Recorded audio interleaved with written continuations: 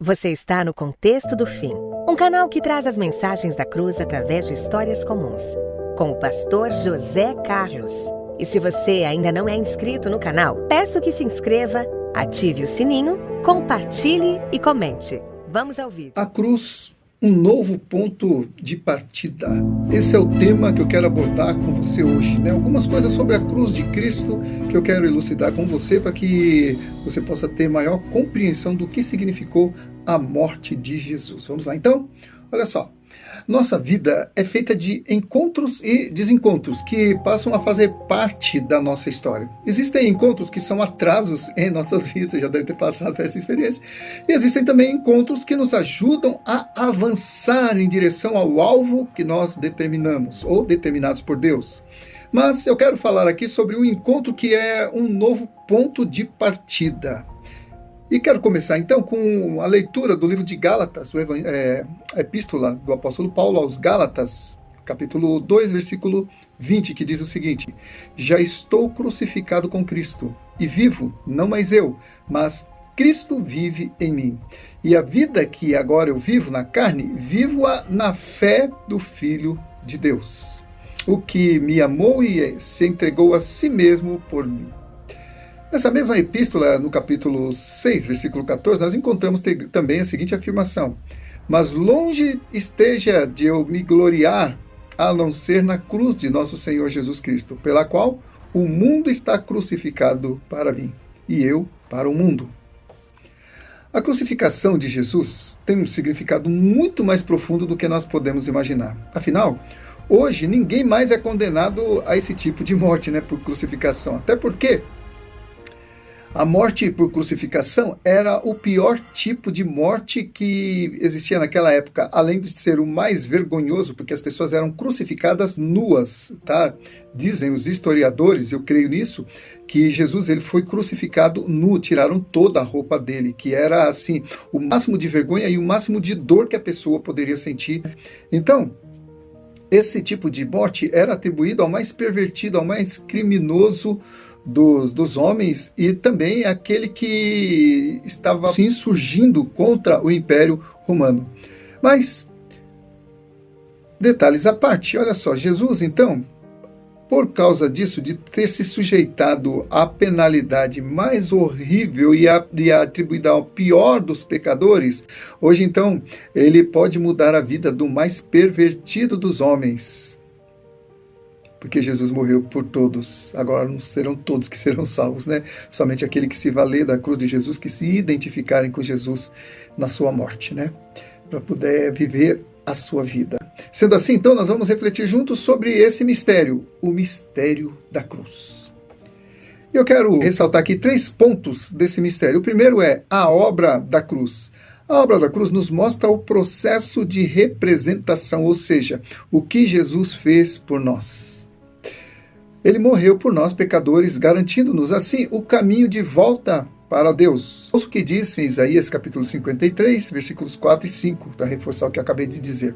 Certamente ele tomou sobre si as nossas enfermidades e as nossas dores levou sobre si. E nós o reputávamos por aflito, ferido de Deus e oprimido. Mas ele foi traspassado pelas nossas transgressões e moído pelas nossas iniquidades. O castigo que nos traz a paz estava sobre ele, e pelas suas pisaduras fomos sarados.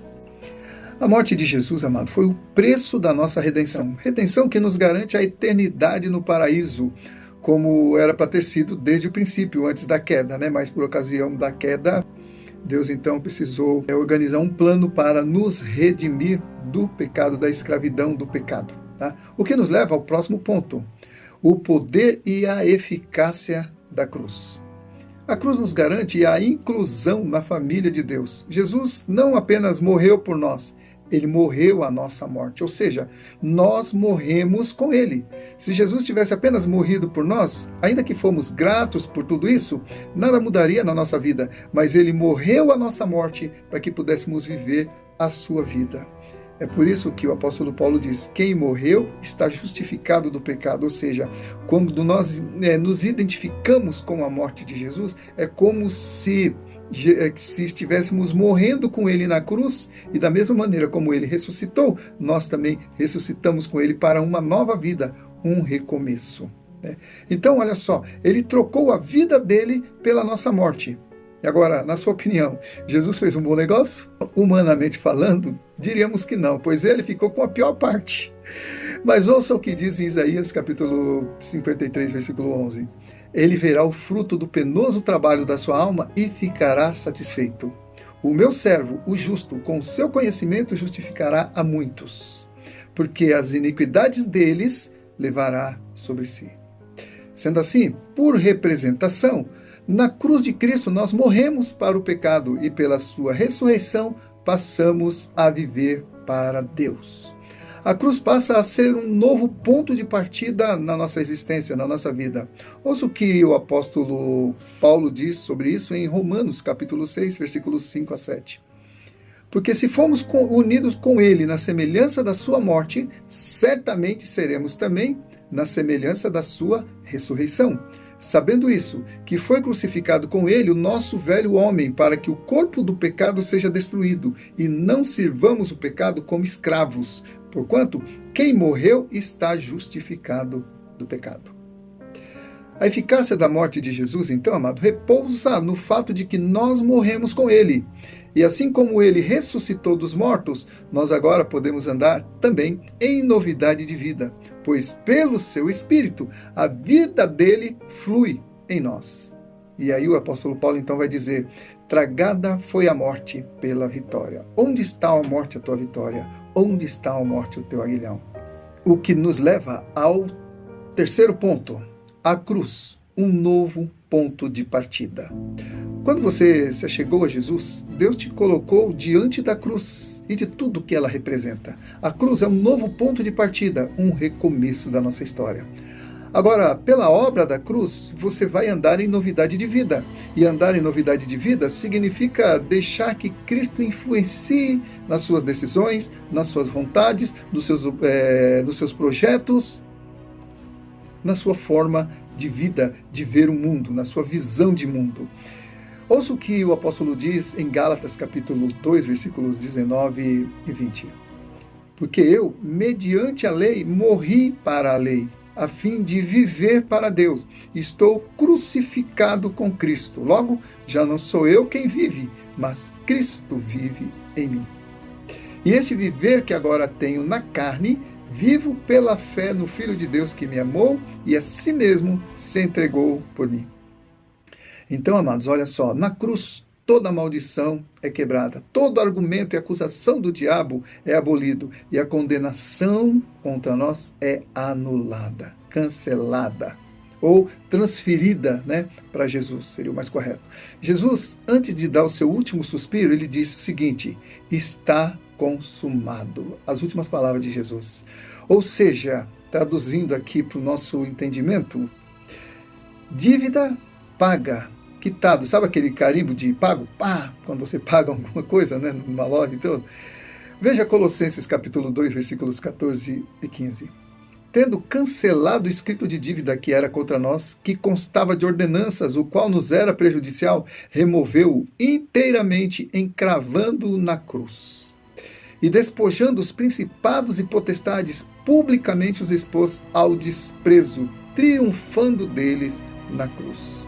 Então, quando o apóstolo Paulo fala isso, está querendo dizer que todas as hostes do inferno foram desmascaradas e foram pisoteadas pela ressurreição de Jesus. O diabo não contava com isso, nem os seus demônios se deram mal.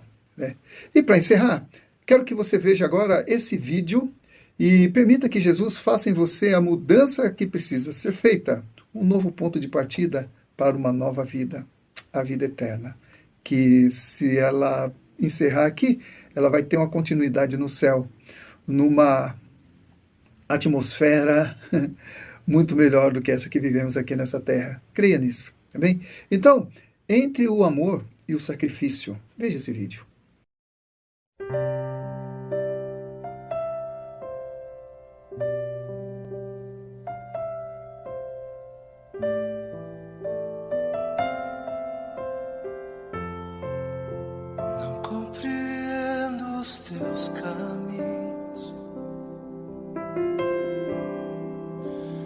te darei a minha canção, doces palavras te darei.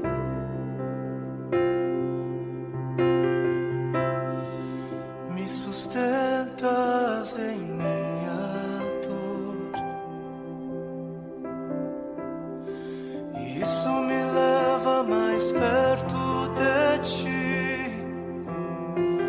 mais perto dos teus caminhos.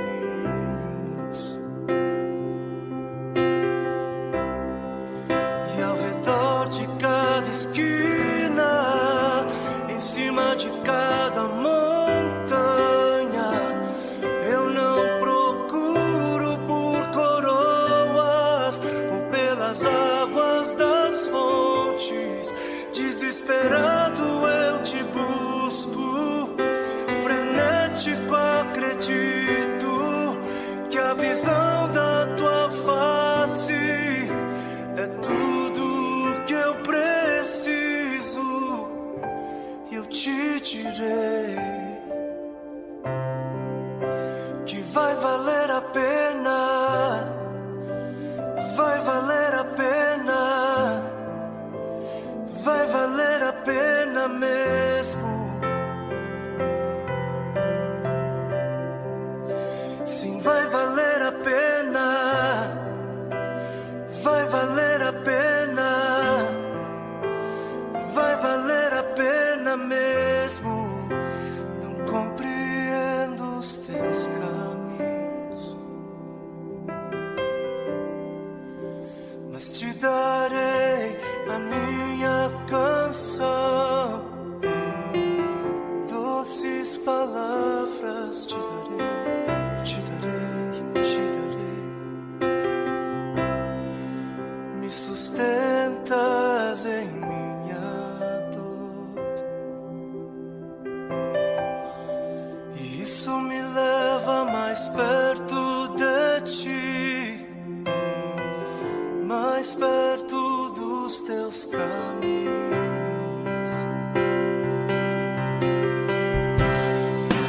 E ao redor de cada esquina, em cima de cada montanha, eu não procuro por coroas ou pelas águas das fontes.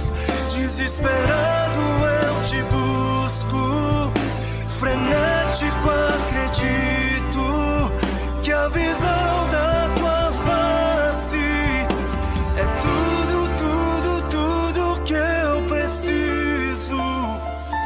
E te direi que vai valer a pena, vai valer a pena, vai valer a pena mesmo, eu sei.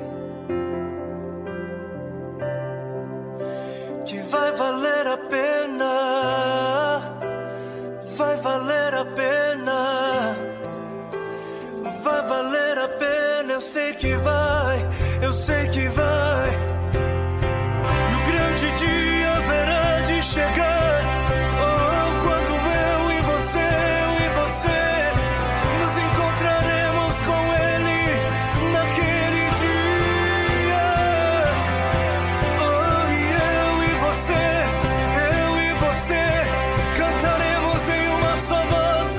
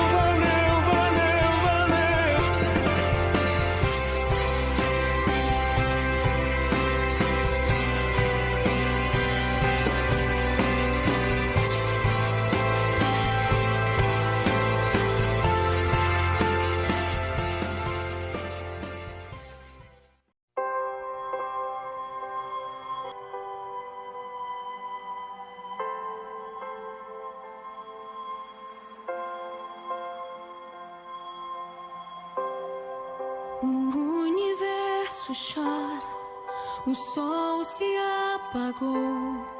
Ali estava morto o Salvador. Seu corpo lá na cruz, seu sangue derramou. O peso do pecado ele levou.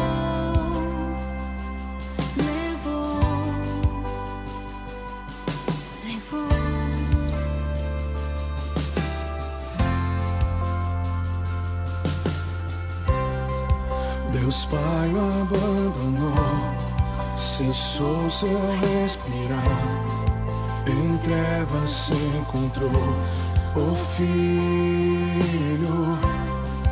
A guerra começou, a morte enfrentou.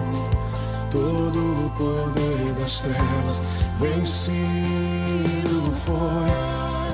A terra estremeceu, o sepulcro se abriu. Nada vencerá seu grande amor. Ó morte, onde estás? O Rei ressuscitou.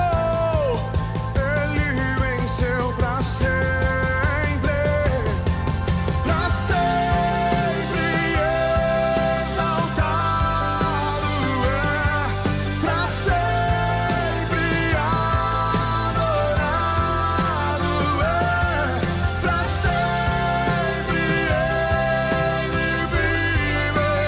Ressuscitou, ressuscitou, pra sempre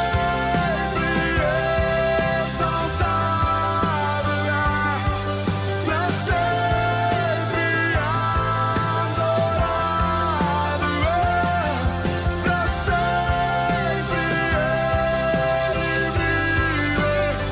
Ressuscitou, ressuscitou.